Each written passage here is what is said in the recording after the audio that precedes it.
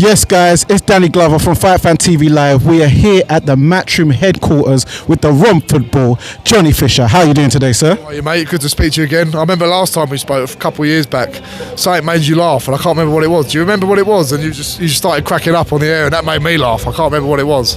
Well, one of them was you called Lex, hi, Mr. Fight Fan TV Live, and then also we spoke about Romeo Romero down in the bushes or something. Yeah. I remember Romeo. We was running over Hainault Forest, and then he just turned up. He had a big sack on his back. He said, "Oh, I just camped in the forest." I was like, "Who's this guy?" He was a character, he was, but I forgot about him, to be honest. It was a few years ago. That was funny. You just made me laugh. You started cracking up when I said that on the first time. Yeah. So let's talk about the fight. You're fighting Alen the Savage Babic. I'm calling this the Savage Bull. So yeah, how did this fight get made, and how did it come to fruition? Mark my trainer's always thought Babic would be a good fight for me. He'll be there right in front of me, and they offered it, and we thought, let's take it. Do you know what I mean? So, yeah, I think it's going to be an exciting fight, a fan-friendly fight, but one I will win.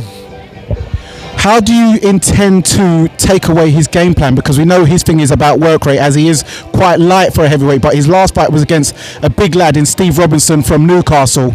I imagine you saw that fight, so what's your tactics going into this fight? Without giving too much away, obviously. It's pretty simple. Throw punches back. Steve Robinson didn't throw anything. And I'll throw at you, you're going to know about it. It's not going to be hard for me to miss. Just throw something back and it will land. I noticed you got the rugby shirt on. I know you got a rugby background back in university days and stuff like that. So are you going to be looking to use your size and weight and push him back? Because Babic has been vulnerable on the back foot because he likes to march forward and throw a lot of punches in general when he fights. You've got to be educated in the way that you use your weight. You don't want to sap your own energy by doing so. There's different techniques you can do and things that I'm learning. Hrgovic taught me as well. So yeah, I will use my weight because I'm about 2-3 stone heavier and I've got to use it, but I'll be using other things as well, my boxing skill, my speed, my power, and yeah, I'm excited. It's getting the juices flowing for the fight, you know. Babic, he had a shock defeat against Lucas Rozansky in Poland in the first round. As we saw, Lawrence Okoli dealt with Lucas Rozansky in the first round just the other week. Do you take much away from that, or do you think he just may have got caught cold in there? Don't get carried away with thinking about, he's been knocked out in a round, so I'm going to do the same. It doesn't matter to me. Anyone can have an off night, anyone can get caught when you're heavyweight or cruiserweight and above, so I don't think about that. I'm expecting the best Alen the Savage to turn up, so that's what I'll be preparing for. So how's the training been going with Mark Tibbs? You've been working with him a while. I know you've been travelling around the world in some different destinations. Talk to us about that. Really good. Mark's been great. Jimmy Tibbs as well in the camp is also he's a legend of the game. And Sonny Cannon, my strength and conditioner as well. He's been brilliant. But it's been brilliant where I've been able to travel all around the world. I've trained with Salas.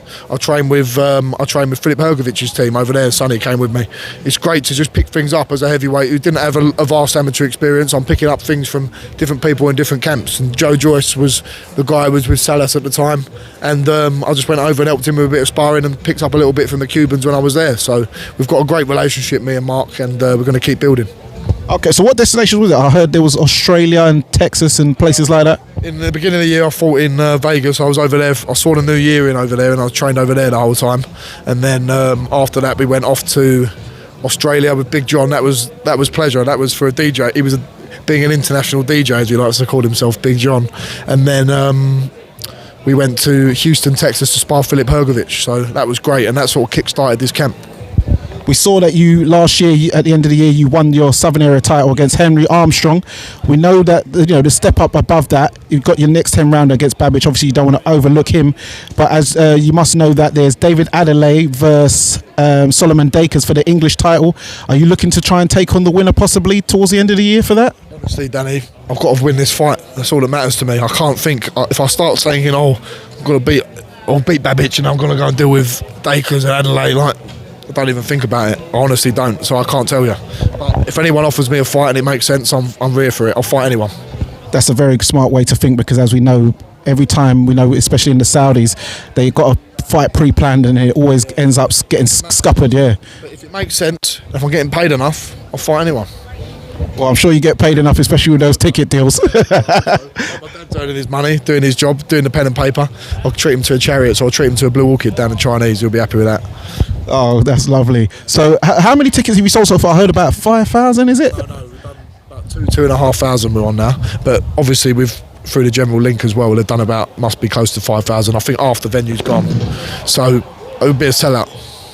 Okay, that's very good stuff. So obviously we're going to talk a little bit about the Saudi card that just happened with the heavyweights. As you're a heavyweight yourself, you must have saw Filip Hrgovic versus Daniel Dubois as you did some sparring with him.